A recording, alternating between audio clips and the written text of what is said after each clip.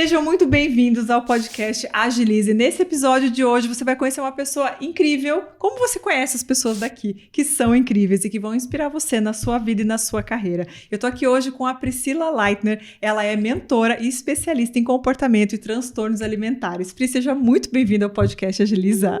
Obrigada, Cami, pelo convite. É um prazer estar aqui contigo e também poder conversar com a tua audiência, com as pessoas que estão aqui, né, no seu meio e poder falar um pouquinho da minha história. Estou muito feliz de estar aqui. Muito obrigada pelo convite. Que massa! A honra é toda nossa de ter você aqui. Aqui a gente adora trazer pessoas de nichos diferentes, de áreas diferentes, embora a minha galera seja a maioria de professores, a grande maioria de professores, só que a gente entende que quando a gente ensina alguém alguma coisa, a gente está sendo professor. Sim. Pode ser que a gente não se intitule professor, mas naquele momento a gente está ensinando. Sim. Então você é muito mais do que bem-vinda para compartilhar aqui da tua trajetória, da sua carreira. Eu sei um tanto de você que eu quero conhecer muito mais e quero que todo mundo entenda.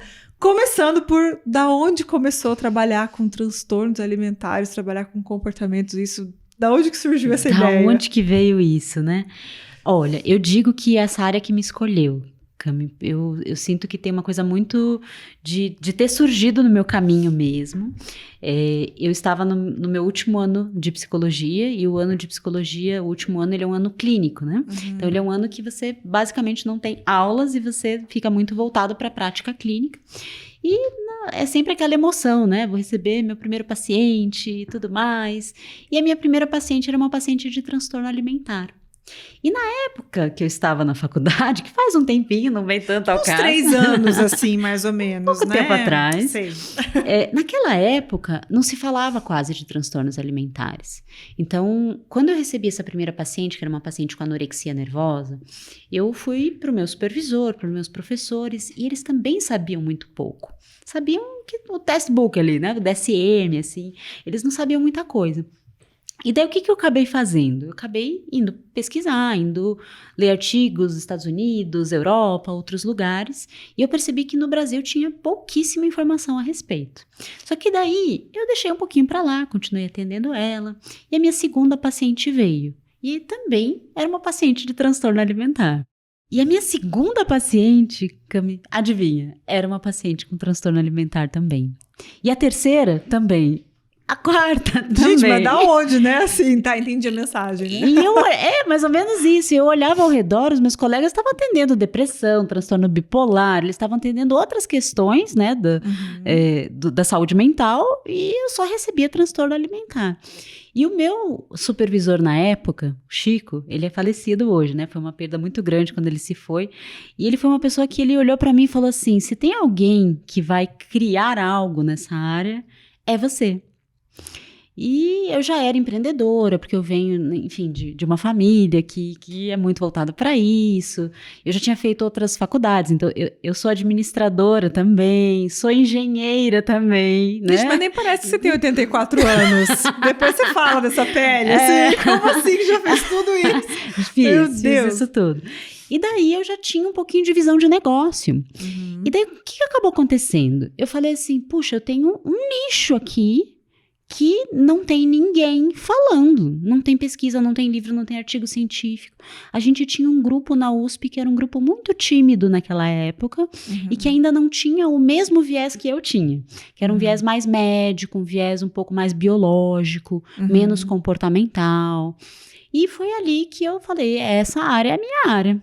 Foi ali que eu entendi a mensagem. Eu acredito que é uma mensagem de Deus, sabe? Sim. Porque não pode isso, né? Não tinha coincidência. Será que é só coincidência? Né? As coisas que acontecem.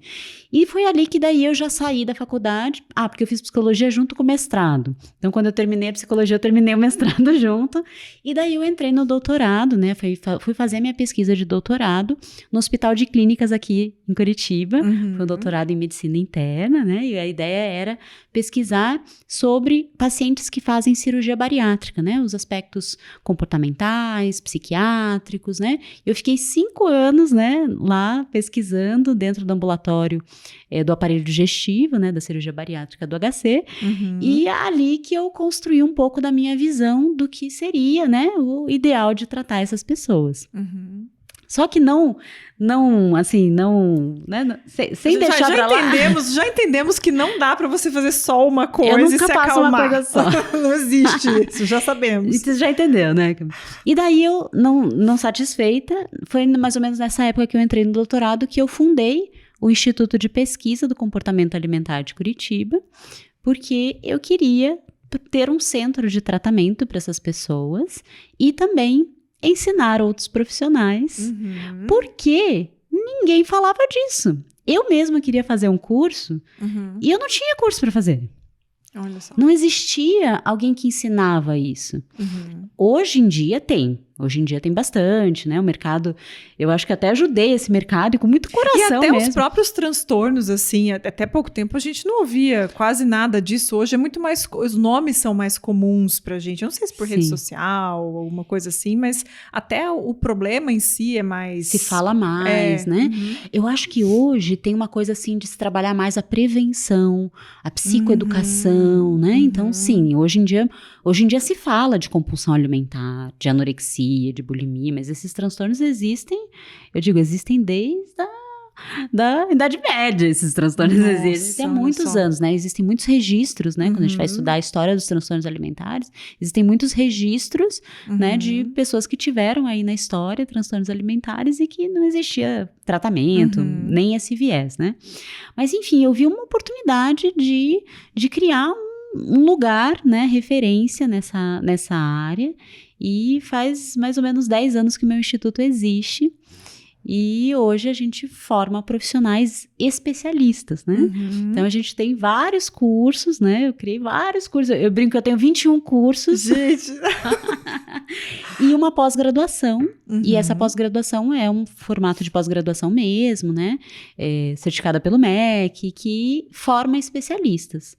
Né? Então, quem que é o meu aluno? Meu aluno é o psicólogo, o médico e o nutricionista e outros profissionais da saúde que são em menor quantidade, mas eles também vêm para se formar com a gente, né? Por exemplo, fono, físio, TO, enfermagem, às vezes aparece. Nossa, todas essas áreas entram na parte de transtornos alimentares? Porque tem interface, sabe? Porque tem uma interface, sim. Então a gente tem uma gama muito grande de alunos que querem saber mais, né? Porque querem ajudar, no final, as pessoas que sofrem com essas questões, né? Porque os transtornos alimentares, ele até é um pedacinho, assim. O comportamento alimentar, ele é bem maior. As pessoas que têm obesidade, as pessoas que têm um comer emocional, que é muito prevalente na população, né? Pessoas que às vezes têm que fazer algum acompanhamento porque tem doença crônica, renal, diabetes, né? Tudo isso a gente coloca dentro desse guarda-chuva do comportamento alimentar. Olha só. Deixa eu te fazer uma pergunta super mega do lado de cá do balcão, da pessoa que não é dessa área. O comer emocional é aquela coisa que a gente fala, tipo, tava triste, fui comer um chocolate? Exatamente. Entendi. Só que o comer emocional, ele não é só isso. Isso é de uma maneira, assim, mais simples. Mais superficial. A verdade é quando a pessoa não consegue regular a própria emoção e ela usa a comida como um regulador da emoção dela. Então, a comida entra como um regulador porque ela não tem recursos internos. E que acaba sendo a pessoa que está ansiosa e come o chocolate. Que quem nunca fez isso, né? Na população, assim. Quase todo mundo não sei. Teve... Quase todo mundo já teve algum momento assim. Sim. Mas se a comida entra como um regulador, isso é bastante típico, comum, às vezes é o único recurso que aquela pessoa acaba tendo, daí essa pessoa realmente tem um problema alimentar, ela precisa de ajuda de um especialista. Né? Entendi. Então, mas hoje você tem, que eu sei que você tem esse monte de curso, mas não é só isso também, você treina, trabalha, mentora e prepara esses profissionais da saúde para trabalhar com isso, e você atende o público final também, a pessoa que tem o transtorno. Você tem, em uma das coisas que você faz, que chega lá, ou hoje o seu trabalho é totalmente focado com os especialistas que vão trabalhar com eles? Olha, eu não consegui deixar o consultório ainda, mas a minha equipe diz assim, a doutora Pri é tipo Dr. House, porque ela atende só quem ela quer, quem ela não quer, ela encaminha para os outros atenderem. E eu acredito que eu sou um pouco seletiva, sim, mas porque eu tenho realmente uma agenda mais limitada. Eu não consegui deixar de atender porque é muito gostoso, né? E, enfim, eu construí toda uma metodologia que eu ensino para os meus alunos, eu treino eles, então, querendo ou não, tem pessoas que falam assim, não, eu quero fazer com você o tratamento. E tem gente que espera 6 meses numa lista de espera para conseguir estar comigo. Eu detesto lista de espera, eu falo assim, você tá 6 meses perdendo tempo e podia estar melhorando. Porque é super sério que a pessoa tem, vai esperar 6 meses, Mas né? tem gente que se vincula, sei lá, bate o santo, né? Terapeuta é um pouco isso, né? E daí a pessoa acaba esperando, mas também cada um faz as suas escolhas, né? A gente orienta, e eu tenho hoje uma equipe no Instituto, o IPCAC, que é uma equipe clínica que atende centenas de pacientes que estão no Brasil e no mundo, né? Nós temos pacientes em todos os cantinhos do mundo. Eu mesma tenho uma paciente em Dubai, outra no Reino Unido. O mundo online, né? Trabalhando. Ai, que lindeza! O mundo online é isso, né?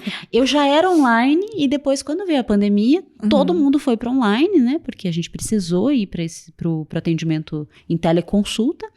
E depois disso ficou, né? Hoje, 60% das pessoas que eu atendo, né? São online, né? Olha só que legal. Poucos são presenciais. E uma coisa que para muitas pessoas, assim, você vai ao médico, você vai para uma consulta, você vai, né? Parece que se não tiver lá, não funciona. O resultado funciona no online. Igualzinho. Pois então. Às vezes é a crença das pessoas. A gente arruma umas crenças, às vezes. Né? Arruma, né? E daí você fica com essa crença, às vezes, limitante. Mas é crença mesmo, porque funciona super igual, não tem diferença nenhuma. E amplia muito as tuas possibilidades como empresária, como né, dona de várias frentes de empresa, líder de um instituto todo. Então, você abraçar o online, né, para o que você faz, acredito que tenha sido um dos pontos de escala do seu negócio também, né? Com certeza, com certeza. E poder ajudar mais pessoas, porque no final o que importa são as pessoas, Exato, né? Poder ajudar essas pessoas.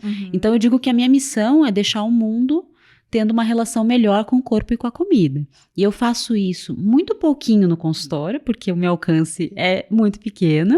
Eu faço isso treinando profissionais e também mentorando profissionais que às vezes não se tornaram especialistas comigo, porque fizeram mestrado, fizeram outras coisas, outros caminhos, mas que estão nos meus grupos de mentoria e que eles continuam assim numa educação continuada mesmo, né? Trazendo casos, discutindo casos, né? Sim. Então, por aí, assim. E olha só que legal que dá para todo mundo que tá vendo a gente conectar, né? Com, poxa, qual que é o teu propósito final, o objetivo final? Que a galera tem um relacionamento legal com o corpo e com a comida. Sim. Então, esse é o norte, né? O topo da tua pirâmide ali. A partir disso, como é que... Se esse é o teu propósito, né? Quando a gente pensa num propósito, essa palavra ficou tão banalizada ultimamente, né? Ficou. Mas eu acho que é legal a gente retomar. Eu não gosto, assim, quando o pessoal fala, gratidão, todo mundo fala.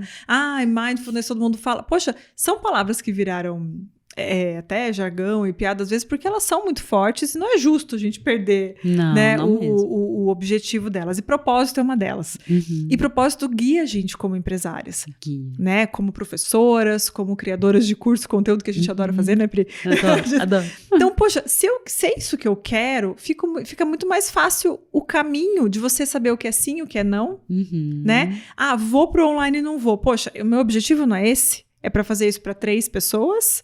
Ou, se possível, 3 milhões de pessoas. Exatamente. Né? O sim e o não fica mais fácil quando a gente sabe para onde a gente está olhando. Quando que você teve essa clareza de que, poxa, tudo que eu criar agora, tudo que eu fizer agora é para esse objetivo final? Como que foi esse teu processo e onde que você sacou que é isso?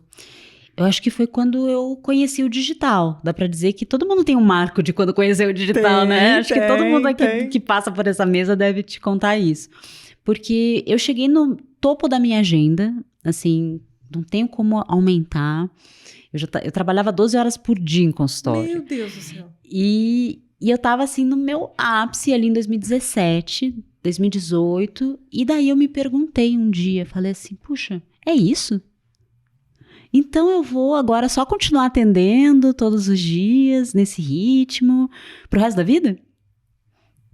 É isso que eu vou fazer, então? Uhum. E daí eu fiquei muito angustiada com essa pergunta. Sabe aquelas perguntas que nos tocam e que ficam ali, que geram desconforto? Porque eu queria mais, meu coração queria mais, né? E daí eu falei assim, não, eu quero impactar mais pessoas.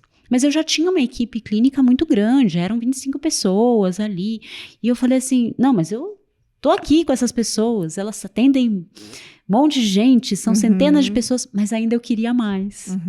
E foi nesse momento que eu tive também uma coisa bem de Deus, assim, bem de uma chamada, assim, que eu acabei dando aula para uma pessoa que é super grande no digital, e depois eu tive aula, porque eu fui fazer uma residência, daí eu tive aula também com uma pessoa super grande no digital, e eles falaram um nomezinho chamado Érico Rocha.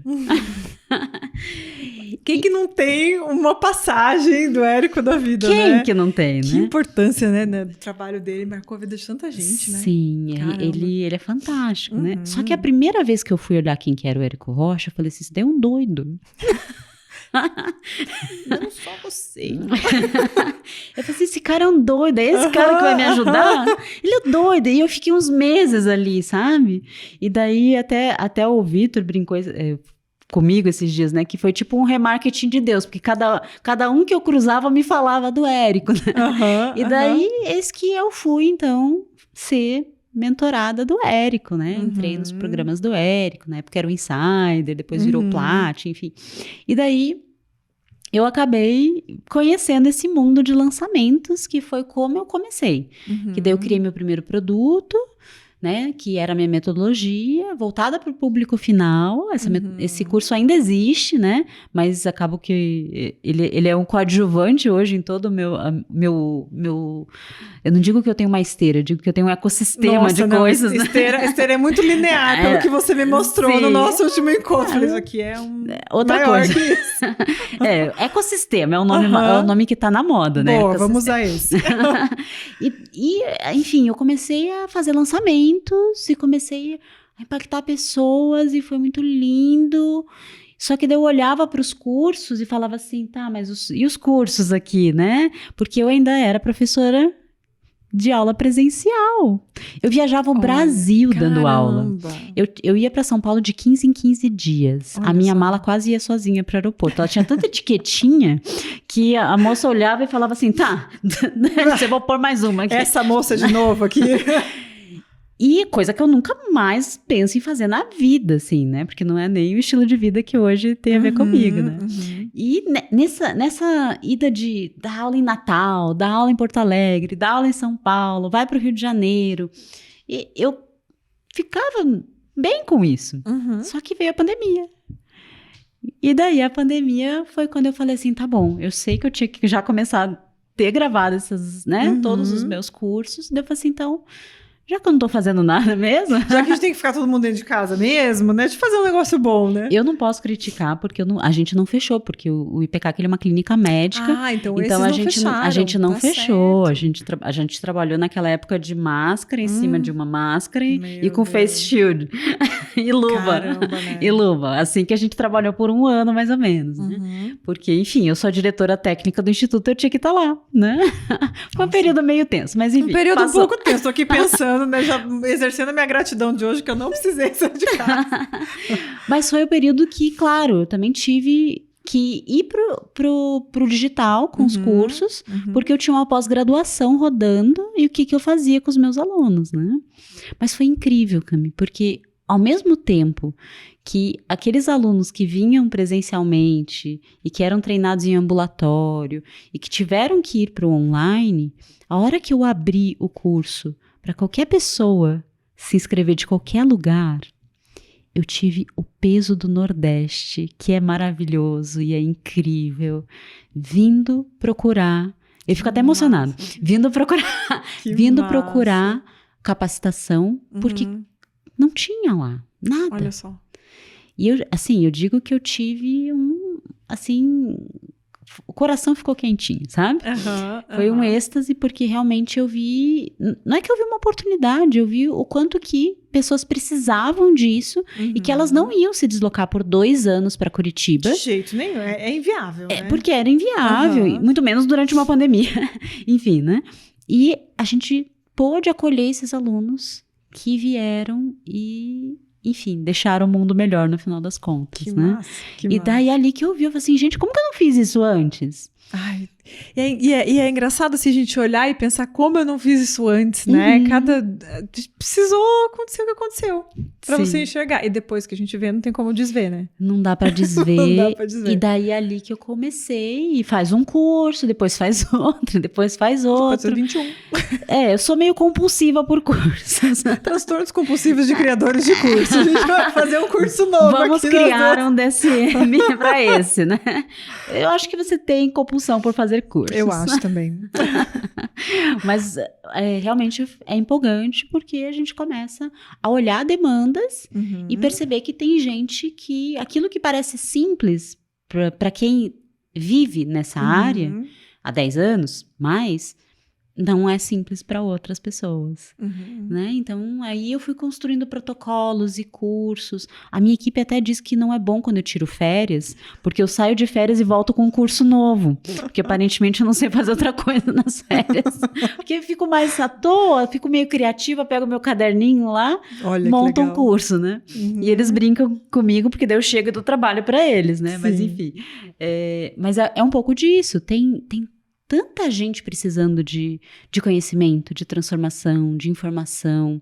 E no final vai me ajudar nesse propósito, nessa missão, que é deixar o mundo melhor. Claro, claro. Só que eu abri um outro braço na minha esteira. Tá vendo? Recentemente. Quando a gente estimula a criatividade, a gente aprende caminhos. Eu acho que é muito sobre isso, né, Pri? Que a gente... Poxa, você começou contando do caminhão de conhecimento que você tem. Se a gente não faz nada com esse conhecimento, fica tudo acumulado aí dentro de você. Sim. Que graça que tem. Tá, aprendi um caminho que legal que leva pra lá. Aprendi a fazer isso. A gente entende esse trajeto.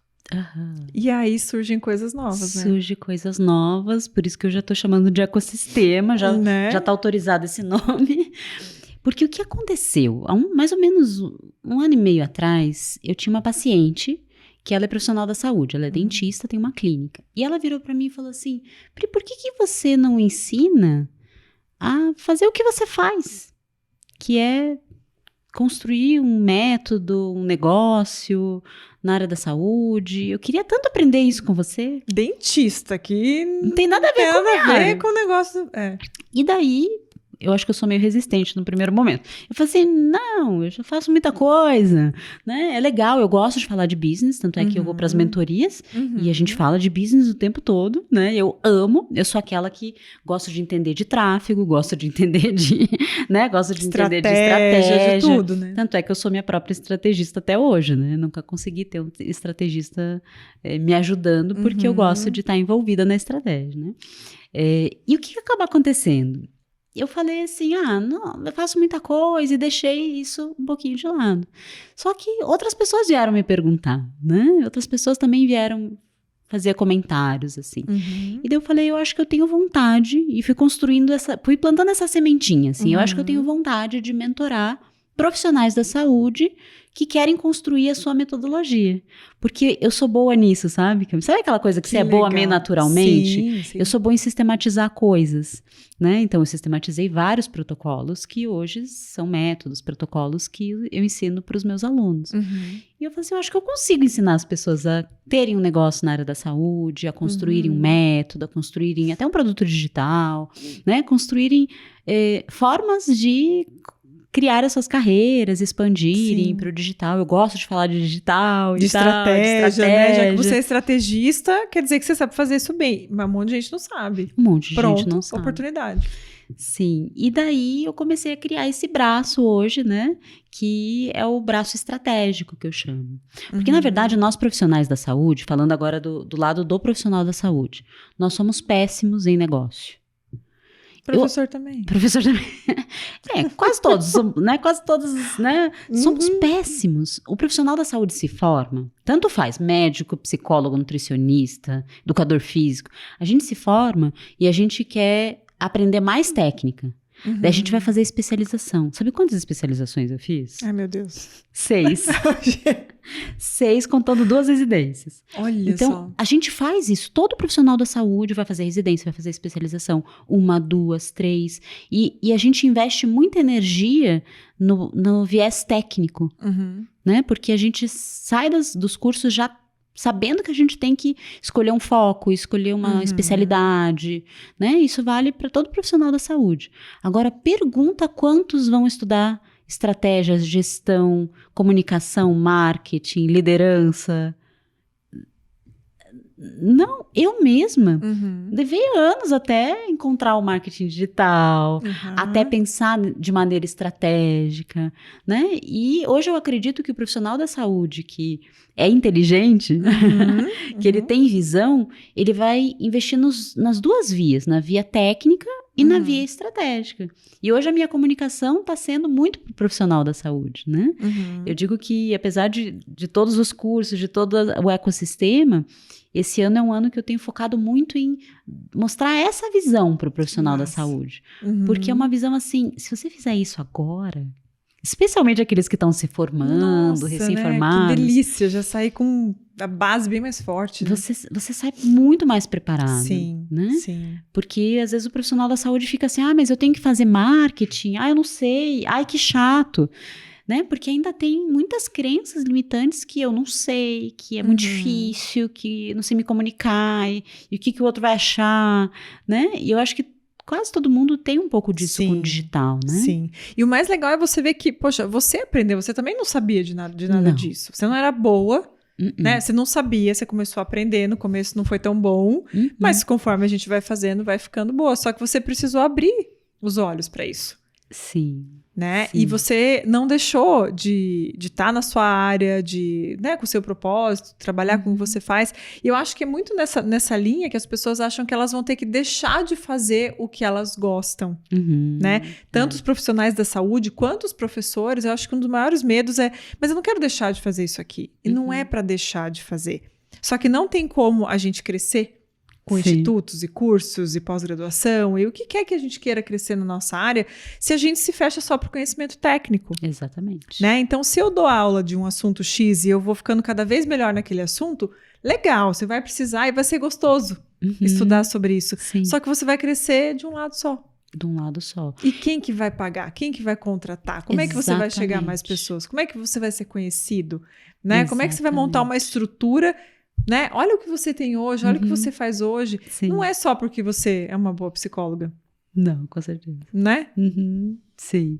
Eu acho que essa visão é uma visão que a pessoa que tem esse clique cedo, ela se destaca. Porque de que adianta você ser um excelente professor, excelente profissional da saúde, e você tá lá na torre, tipo a Rapunzel lá, esperando a pessoa subir e ir atrás de você.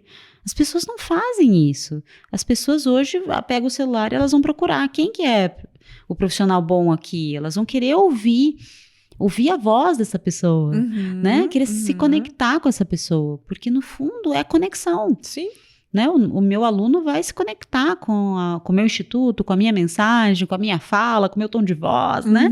Com tudo isso. É conexão. Pessoas se conectam com pessoas. Não tem jeito, né? Total. Isso em todas as áreas, né? A gente tá falando das nossas aqui, mas em todas as áreas. E eu vejo, né? Eu chamo aqui muitas pessoas nesse podcast e eu vejo que tem certas características que as pessoas têm em comum, mas não vou te dizer elas. Eu quero que você me diga o que você acredita que você tem, que, sei lá, 1, 2, 3 coisas que você acha que, poxa, essa forma de ser, essa forma de pensar, essa forma de agir, me permite criar o que eu crio, ter o que eu tenho, né? E não só ter de coisas materiais e assim, que é bom também, obviamente, né? A gente faz por muito disso, mas, poxa, a gente fazer uma diferença na nossa vida e dos outros e prosperar e ter sucesso, porque muita gente não prospera, muita gente não tem sucesso. E não quer dizer que eles são, tecnicamente, ou, né, profissionais ruins, é que emperra. Sim. Não vai. O que você entende que você tem, você, Priscila mesmo,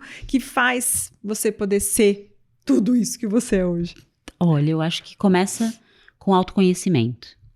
Eu acho que as pessoas, pelo menos as pessoas que eu percebo, e eu percebo isso em mim, eu sou a doida do autoconhecimento, né? Além de fazer terapia há 20 anos, eu faço coach, eu faço curso, eu tô nas mentorias, porque o que impede uma pessoa de prosperar é a mentalidade dela.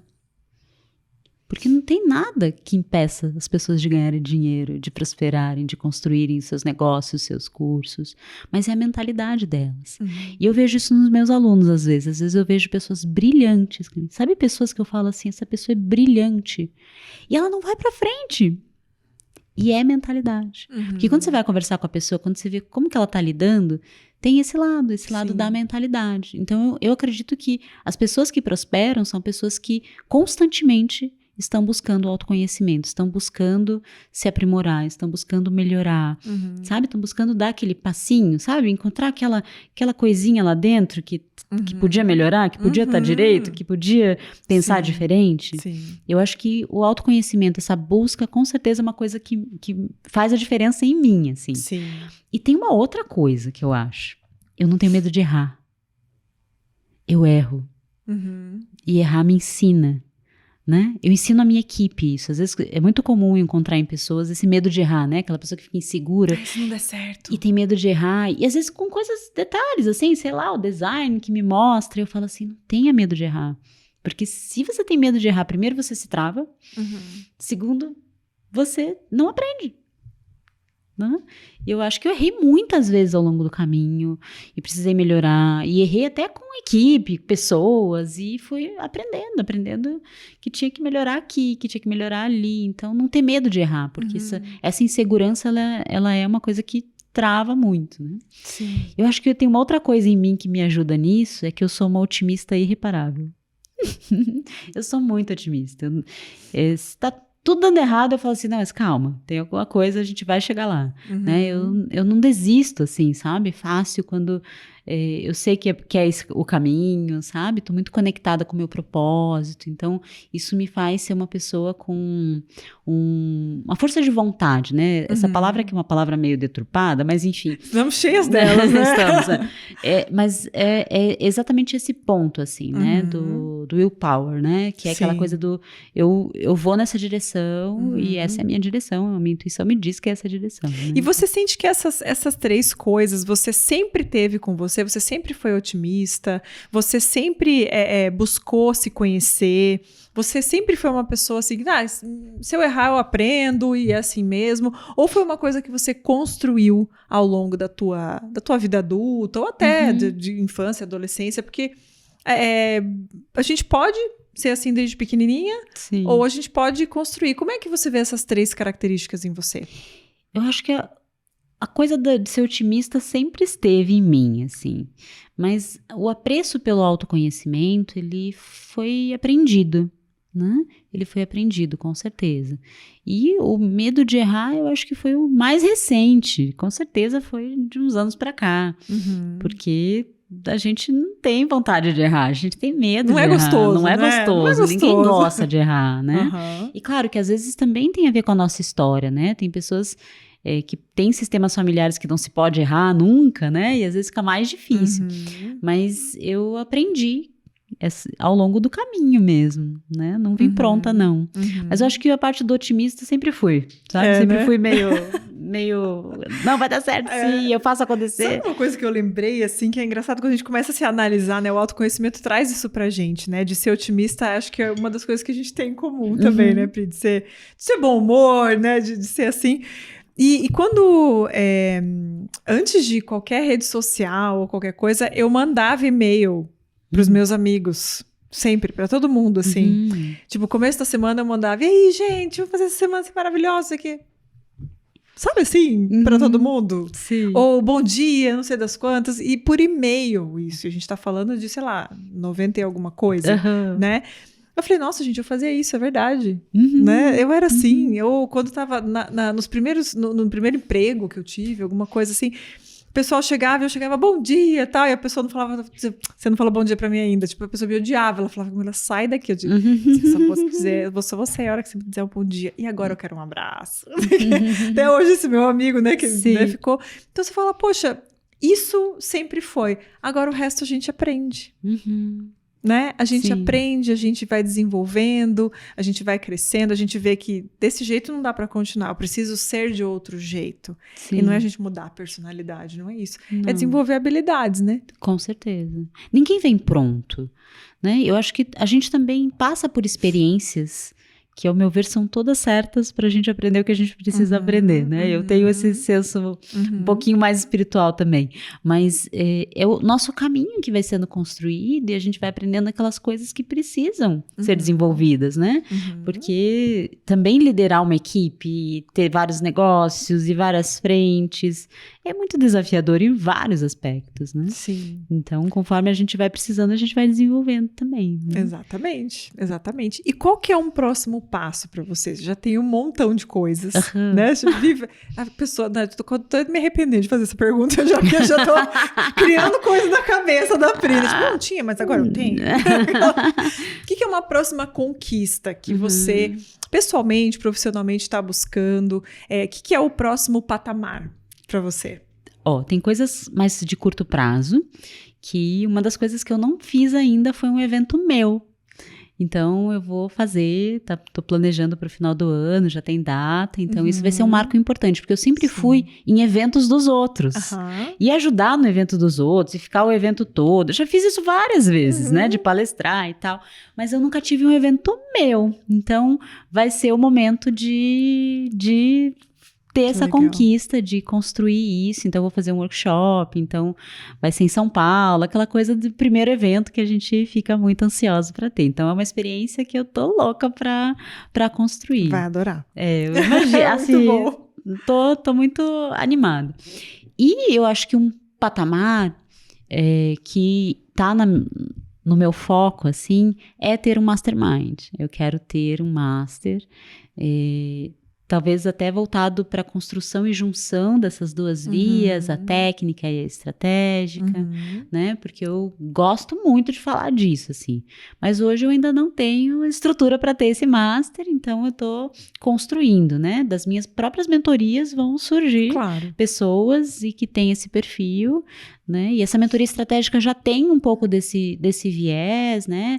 De talvez pessoas que queiram ser mais empresários, né? Do que o profissional da saúde às vezes não se vê como empresário, mas ele deveria se ver como empresário o tempo todo, né? Mas essa pessoa que quer ser realmente um empresário, que quer ter um foco em business, é um passo aí, talvez para um ano, mas um pouco mais para frente, vamos ver como é que vai sair as coisas. E porque a pegada de um mastermind é diferente de uma mentoria, né? Mastermind tem que ser pessoas abertas a compartilhar. Exatamente. E as que vão chegar vão ser as que são mais próximas de você. Não tem como. Já gosto de ouvir a Pri, agora eu queria também... Ela chega num nível de jogo que já dá para compartilhar, não é só ouvir, né? Ser mentorado, estar numa mentoria, a gente ouve muito, né? A gente recebe muito. Quando a gente tá no mastermind, a gente chega para somar. Isso. E a gente entende que eu com você, com fulano, a gente consegue ter ideias, estruturas, estratégias e projetos muito melhores. Com certeza vai ser lindo. Esse longo prazo. E, gente,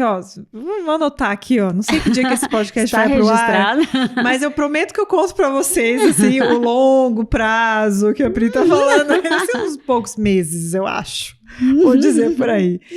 E a galera que tá ouvindo a gente aqui tá super empolgada com a sua história, eu tenho certeza disso, né? É muito inspirador ouvir tudo que você tá dizendo. E as pessoas têm muitas dificuldades, né? A gente se inspira muito, talvez você já tenha estado nesse lugar de olhar pessoas incríveis e falar, nossa, que massa isso tudo que a Priscila tá falando, que legal. Mas eu acho que eu não consigo, eu acho que não é pra mim. Mas pra mim, não sei. O que você pode deixar de mensagem, de uma motivação, um afago, para quem está vendo e está muito feliz, muito empolgado, mas tem alguma coisinha assim, mas não sei, será? O que essa pessoa pode ouvir de você? Eu diria, né? Eu vou até olhar para lá, né? Eu diria que a gente precisa conectar o coração com o que a gente faz e seguir. porque não tem limites. Você é o tamanho dos seus sonhos, né? Então, se o sonho está conectado com o coração, está conectado com o propósito, é só acreditar que vai dar certo. É só você ir nessa direção aqui que vai dar certo. Não tenho nenhuma dúvida. E às vezes o que eu sugiro para essa pessoa é trabalhar as crenças dela, a mentalidade dela, mas com muito carinho também. A gente precisa também ser generosa com a gente mesmo, né? Esse mundo já é tão exigente, tão duro, né? Então não encare como deveria já estar melhor cobrança, nisso. Né? Não, como que eu não melhorei as minhas crenças? Não, tá tudo bem, né? As crenças estão lá por um motivo, pela história. A nossa história também é incrível, a história faz da gente quem a gente é, né? Eu sou uma pessoa que ama ouvir histórias, né? Não é à toa que eu sou psicóloga. Eu amo ouvir histórias. E eu acho que conectar o coração e seguir. É isso que eu diria. É assim. O único jeito da gente trabalhar sem peso e eu acho que chegar no nosso melhor da nossa criatividade, né? Porque o coração é o caminho, né? E a gente ouvir. Eu acho que todo mundo, o coração quer se comunicar com a gente o tempo inteiro. Só que às vezes a nossa mente tá tão bagunçada, tá tão cheia de outras coisas que a gente não consegue ouvir, né? E de todo mundo que eu converso, sem exceção, o que a pessoa faz que dá certo, que tem sucesso, vem do coração. É uma coisa que a pessoa ama fazer. Ninguém fala, eu faço isso, mas... Não, vem do coração, vem da essência, vem de dentro.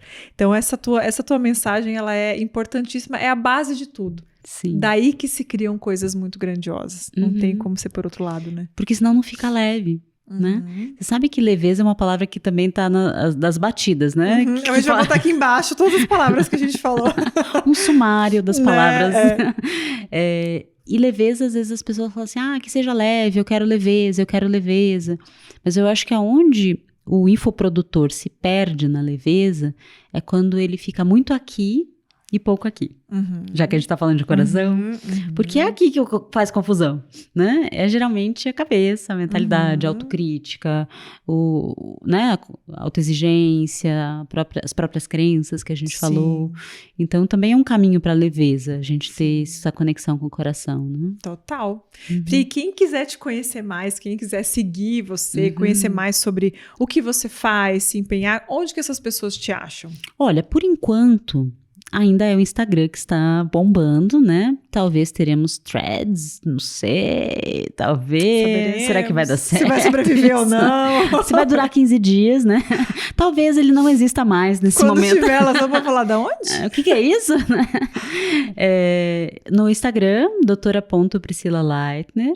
É o meu Instagram, eu acho que é a rede que eu mais uso, mas eu tenho também canal no Spotify, tenho canal no YouTube, tô em todas as redes, enfim, porque precisamos estar, inclusive, no Threads, que acabou de ser lançado. Sim. E por aí, né? Então, me seguir por lá, pode me dar um oi, falar assim, nossa, te ouvi lá no podcast da Cami.